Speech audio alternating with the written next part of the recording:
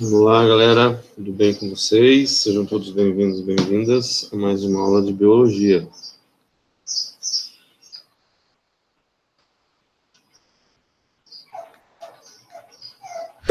Hoje, o nosso tema, uma continuação da aula passada, nós vamos investigar um pouquinho sobre as teorias da origem da vida. Uma vez que na aula passada nós falamos sobre como os antigos concebiam essa questão, né? Os índios, aborígenes, até mesmo a igreja. A habilidade, então, é estabelecer a relação entre as condições da Terra primitiva e a origem dos primeiros seres vivos. Como mencionado, a humanidade sempre se questionou sobre a origem da vida, e com o surgimento das ciências, muitos estudiosos propuseram teorias com o objetivo de explicar como teriam se dado a origem dos seres vivos. Então, a gente sai um pouco da questão das crenças, né, e entra um pouco na questão das teorias científicas, né, como a ciência ela tenta explicar a origem dos seres vivos. A origem da vida é uma das questões mais polêmicas que intrigam a humanidade. Como a vida originou-se na Terra, na tentativa de responder essa questão, surgiram várias hipóteses. O criacionismo, como a gente já falou, né, a panspermia cósmica, e a hipótese mais aceita no meio acadêmico, a de Opari e Haldane, são algumas delas. A seguir, explanaremos um pouco mais sobre cada uma. A primeira teoria que nós vamos falar é a teoria chamada abiogênese, também chamada de teoria da geração espontânea. Postula que um ser vivo origina-se da matéria bruta. Isso deve-se à presença de uma força vital, ao princípio ativo presente na matéria bruta, que poderia gerar a vida. Um exemplo clássico para explicar a geração espontânea era a realização de um experimento usando uma camisa suja e grãos deixados em um ambiente calmo, originando assim, após alguns dias, ratos. Essa teoria foi aceita por milênios. Então, eles para tentar explicar o surgimento da vida, eles faziam alguns testes, né? Então, olha só que situação, né, colocada aí dentro dessa teoria da biogênese. Então, eles colocavam lá trapos velhos, panos velhos, sujos, né, suados, colocavam um resto de comida, grão, essas coisas, e quando eles viam, depois de um dia ou outro, apareciam ratos, né? Lógico que não surgiam ratos da camisa, eles atraíam, na verdade, os ratos, né, e não surgiam.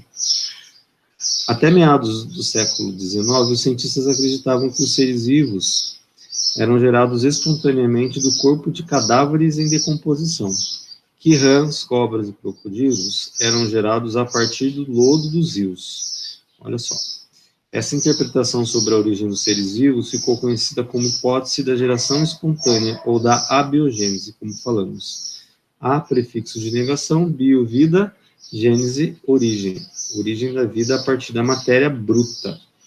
Pesquisadores passaram, então, a contestar a hipótese da geração espontânea, apresentando argumentos favoráveis a outra hipótese, que foi chamada de biogênese, segundo a qual todos os seres vivos originam-se de outros seres vivos pré-existentes, ou seja, já existentes. Olha aí o exemplo do rato, né? Tem um outro exemplo também da abiogênese, né, que eles falavam que as moscas surgiam a partir de pedaços de alimentos, né? Então, eles colocavam lá e deixavam esses alimentos ao ar livre, e aí, quando eles iam, apareciam larvas, e essas larvas se transformavam em moscas. Já a teoria da biogênese afirmava que um ser vivo provém de outro ser vivo pré-existente.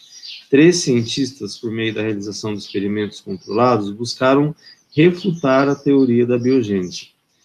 Francesco Redi, Lázaro Spallanzani e Louis Pasteur. Apenas após os experimentos realizados por Pasteur, conseguiu-se derrubar a teoria da abiogênese. No entanto, ainda permanecia a pergunta: como surgiu, então, o primeiro ser vivo? Na tentativa de responder a ela, muitas teorias surgiram, como veremos a seguir. Se quiser também saber mais sobre esse assunto, né, aqui tem um texto, mas vocês podem procurar um pouco mais na internet, vídeos no YouTube, né, vocês vão saber um pouco mais.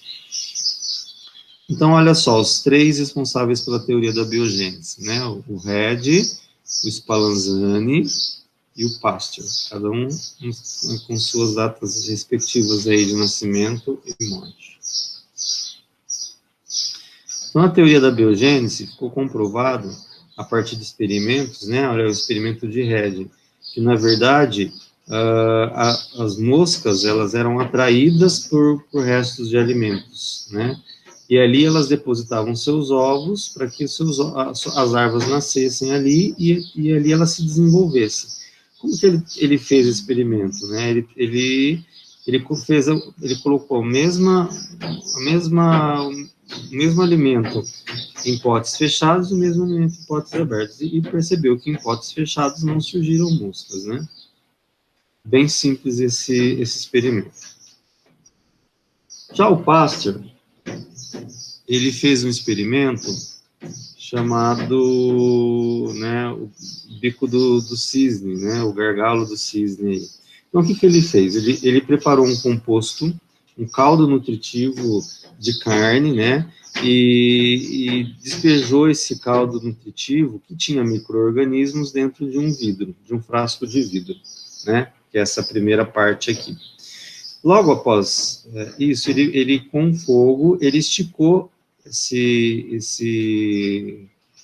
gargalo e fez como se fosse um pescoço de cisne, né, ó. Tá vendo como ele fez? O gargalo do frasco é esticado e curvado ao fogo. O caldo nutritivo, então, o que ele fez após isso? Ele ferveu esse caldo nutritivo, ferveu, até matar todos os micro-organismos presentes aqui dentro, né? Depois que esse caldo foi fervido, né, ó, o caldo nutritivo do frasco com pescoço de cisne mantém-se livre de micro-organismos. Ele percebeu que não tinha nenhum micro-organismo mais aqui, tá? E aí, se o gargalo do frasco é quebrado, surgem micro-organismos no caldo. Aí o que ele fez? Ele quebrou esse gargalo, né, e deixou exposto de novo a atmosfera e ao ambiente, né? Então ele percebeu que os micro-organismos que estavam no ar entraram aqui nesse caldo nutritivo novamente e aqui eles se reproduziram, né? Vejamos, só para a gente entender um pouco, né? Quando ele faz essa curvatura do bico, ele não livra a passagem de oxigênio, né? Ó, ele deixa aberto, porém essa forma como ele fez essa curvatura impediu com que os seres vivos, né, os seres vivos, micro-organismos daqui, entrassem dentro do frasco de vidro, né? E somente quando ele foi quebrado é que esse frasco de vidro e o caldo nutritivo, né? Aliás, o caldo nutritivo de dentro do frasco de vidro novamente começou, então, a gerar micro-organismos, tá? Então, assim, com esse experimento, ele derrubou totalmente as ideias da abiogênese, né, de que um ser vivo ele vinha de uma matéria bruta, e sim, ele surge de um ser vivo pré-existente. Então, aí, quais são as diferenças entre a biogênese e a abiogênese? A biogênese, a vida se origina de outra vida já existente. Já na biogênese, um princípio ativo ou força vital transforma material inanimado em seres vivos, né?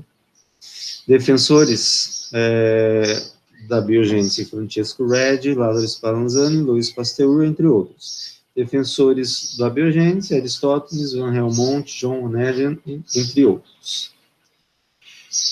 O criacionismo é uma hipótese defendida por religiosos que afirmam que Deus criou o universo e todos os seres neles viventes, a partir do nada, conforme está escrito no Gênesis, livro presente na Bíblia. A gente já comentou sobre isso. Essa hipótese é comumente ligada à crença religiosa, não sendo aceita pela comunidade acadêmica, ou seja, a comunidade científica. Como eu disse a vocês, cada um tem a sua crença, né? E agora que não cabe a nós discutirmos a crença, e sim a ciência, tá? Segundo essa conjectura, os seres vivos foram criados de maneira que os vemos hoje, sendo assim imutáveis. Algumas evidências mostram que os organismos modificam-se com o tempo, né? E aí eu trouxe uma foto lá uma foto feita por Michelangelo, né? Uma tela, a criação de Adão. A cena representada no episódio do livro do Gênesis, onde Deus origina, né, Deus cria o homem. Outra teoria muito defendida por cientistas é a teoria da evolução química, ou teoria da evolução molecular, proposta inicialmente pelo biólogo inglês Thomas Huxley e aprofundada anos depois pelo também biólogo inglês John Burdon S. Haldane e pelo bioquímico russo Alexander Oparin. Segundo essa teoria, a vida teria surgido a partir de um processo de evolução química, onde compostos inorgânicos combinaram-se, originando moléculas orgânicas simples, que são açúcares, aminoácidos, bases nitrogenadas, ácidos graxos, etc., que se combinaram produzindo moléculas mais complexas, como proteínas, lipídios, ácidos nucleicos, etc., que deram origem a estruturas com capacidade de autoduplicação e metabolismo, dando origem aos primeiros seres vivos. Essa teoria, ela é a mais aceita na comunidade científica, tá? Até hoje. Então, mais ou menos explicando, né, aqui uma simulação do nosso planeta primitivo, né? Então, eles falam que os primeiros seres vivos, os primeiros compostos dos seres vivos, né? O primeiro ser vivo, o primeiro composto ser vivo foi chamado de coacervado. Tá? Ele se originou, então, das proteínas que surgiram nesse planeta primitivo, né? Então, com a temperatura, o resfriamento do próprio planeta, né? As cargas aqui no mar, né? Nas águas quentes daquele tempo, né? Com as descargas elétricas que caíam, foram formados, então, com passar de muito tempo, proteínas. E essas proteínas, então, dessas proteínas surgiram o que chamamos de coacervados, que são estruturas aí que originaram os primeiros seres vivos, né? O Oparin e o Haldane, eles fizeram experimentos que comprovaram, né, eles simularam essa realidade primitiva do nosso planeta em um experimento, e eles chegaram a essa conclusão, né? Gases da atmosfera primitiva eram constituídos por elementos químicos, a presença do Sol muito forte, porque naquela época não se tinha uma atmosfera que filtrasse o nosso planeta. Esses gases sofrem influência de fortes descargas elétricas e de raios ultravioleta, formando moléculas orgânicas, né? Então, esses compostos que estavam na atmosfera, esses gases, através da ação do Sol, da temperatura forte, da descarga elétrica, formaram, então, moléculas orgânicas simples, que iam, então, caindo nos mares quentes, né? Esse calor, então, foi formando moléculas mais complexas, né? A questão da acidez também foi muito importante nesse meio, né? Onde, então, surgiram aglomerados proteicos, ou seja, as primeiras proteínas isoladas do meio, que foram chamados de coacervados, e essas reações que iam acontecendo com o tempo, essas reações que nós chamamos de reações químicas, né, foram, então, sendo responsáveis pela formação dos primeiros seres vivos aí que surgiram nos mares primitivos do nosso planeta. Bom, Então, eu tirei essas informações desses sites, do caderno de aluno de vocês. E agora nós vamos lá para a atividade da semana.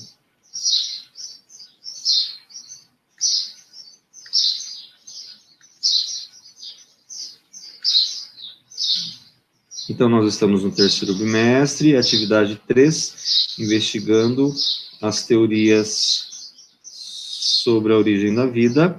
Então, são 3 atividades. Diferencie biogênese e abiogênese. 2. É possível dizer que a panspermia cósmica e a biogênese podem ser teorias complementares? Justifique. Existe relação entre biogênese e a teoria da evolução química? Descreva.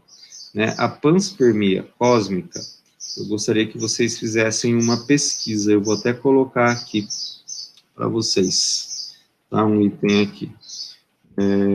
Pesquise sobre a teoria da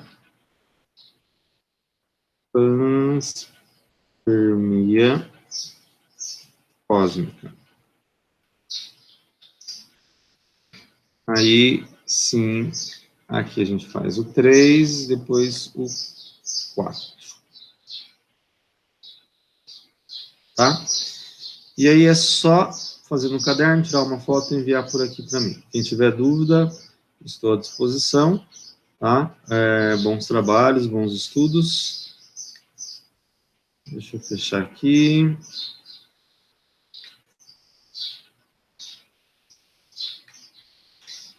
E até a próxima.